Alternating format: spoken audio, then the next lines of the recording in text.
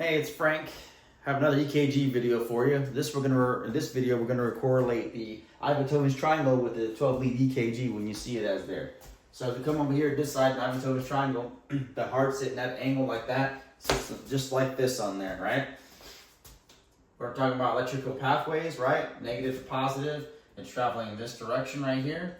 We're gonna make lead 1 right there, right? This pathway traveling from negative down to positive here. We got lead 3. Come from negative down to positive here. This is lead 2, right? Electrical pathways, when they travel, SA node, down the AV node, internal pathways, Backman's bundle. We come right there, bundle his, bundle branch, left and right bundle branches, KG fibers, right? Electrical pathway travels in this direction, right? So the closest one to it is lead 2. That's why you look at lead 2 when you're trying to do your interpretations. Closest pathway to the exact way it's going. Now, leading from here, the other leads you'll find from here, from the center going out this way, think of it anatomically, right? It's your left side, right? So that's AVL. Going from here, this side is your AVR. Here, down, is your AVF. So a good way to remember it is F for feet, left and right. So when you look at AVR and the 12 lead EKGs, I don't want you to think it's useless or anything of that nature. I just want you to think, as you see, the direction is traveling this way, right? They're both going towards the right side of the heart. So we're looking at the top right side of the heart, but they're both negative, right? Remember when we said from negative to positive is upward, and from positive to negative is downward? It's traveling this way, right? So it's going downward. So it's going to look like a mirror because it's a reciprocal of what the normal leads look like. Okay, so that's the way I want you to think of that. It's not useless when you think of 12 lead EKGs. I just want you to know that from there. So as we move on, I want you to see, you can see the AVLs going up here, on the top left lateral side of the heart, and lead 1 is going this way. They're both looking at right here, so it's the high lateral side, right?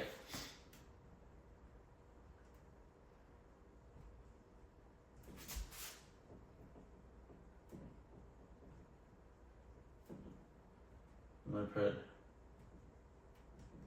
right side of heart. Just know that's the reciprocal side of it, remember? When you look at it, that's why it looks like it's upside down. All right, when you look at here, 2 is facing down, 3 is facing down, 1 is facing down, AVF is facing down, right? So 2, 3, F is going to be looking at your inferior side of the heart.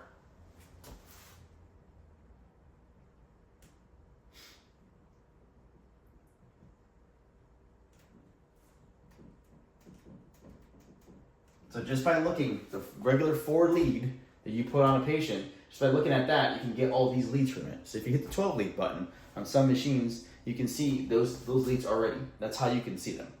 So we move down to V1 and V2. When you know you place them, it's sitting right on here. So think about where it's looking at as it comes straight across here, the septum of the heart, right? So it's the septal region.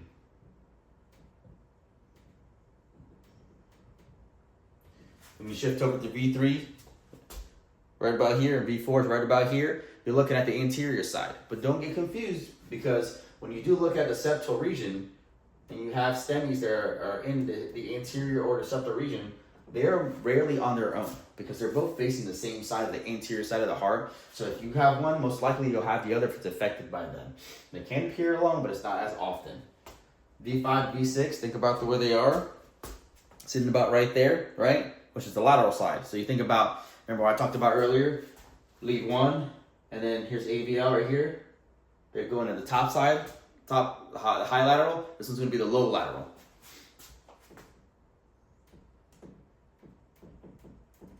Both lateral sides, both can be affected one after another. But just understand that's where you're looking, and that's how it sits from there. So now I'm going to take this one step just a little bit further here. I'm just going to make a little heart here. And I want to show you a little bit of the blood vessels that are affected here. So when you look at 2, 3, and AVF, you're looking at the right coronary artery. That's what affected there. That's what is affected there, right? I'm going to come around this side. Not a very good anatomical picture, but the best to kind of get you a general idea of what you're looking at here. When you look at septal and anterior, V1 through V4, looking at the LAD. Left anterior descending artery. coming down just like that. And last but certainly not least, your high lateral sides, you're looking at the left circumflex.